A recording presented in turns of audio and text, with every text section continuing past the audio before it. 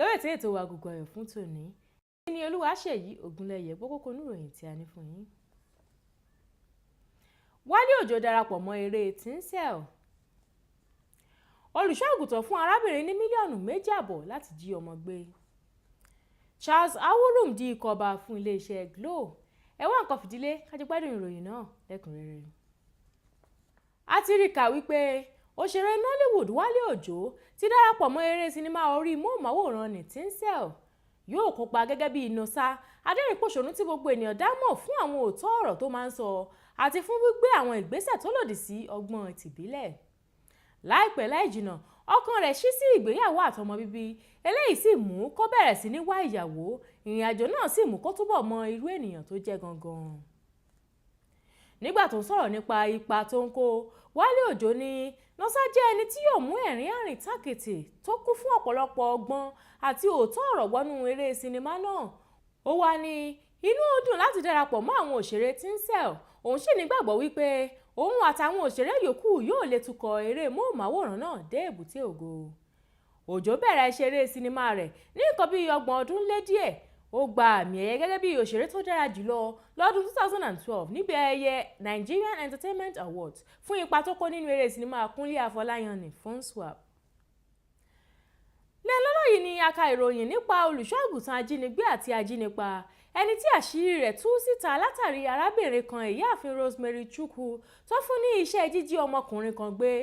Ìròyìn tuntun ti wá jẹ jáde báyìí nípa ọmọkùnrin ọmọ ọdún 7 tí arábìnrin náà jí gbé ní agbègbè Májídùn, Ìkòròdú, ìpínlẹ̀ Èkó.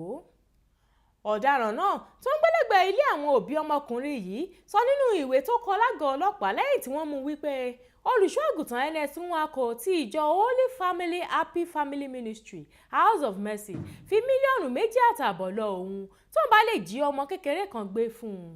Arábìnrin náà ní ọ̀pọ̀lọpọ̀ ìgbà ni olùṣọ́-àgùntàn náà yọ sí òun lójú oorun, ó sì bá òun lò pọ̀ láìmọye ìgbà kóun tó gbà láti ṣe iṣẹ́ ibi náà. Chukwu táwọn ará àdúgbò náà ti fẹ́ dáná sun nígbà tí ìṣẹ̀lẹ̀ náà ṣẹlẹ̀ káwọn ọlọ́pàá tó gbà á sílẹ̀ tí wọ́n sọ fún àwọn ọlọ́pàá wípé èròǹgbà ti jí ọmọ gbé jẹ jáde nígbà tó ń tọ olùṣọ́-àgùntàn náà lọ wípé kó yá òun lówó, tó sì sọ fún òun wípé òun yóò yá ní owó tó bá lè mú ọmọ kékeré kan wá fún òun. Ṣùgbọ́n àwọn àgbábọ̀ wọn ní orí tí yóò gbé ni nígbé aláwo ẹni kan ni.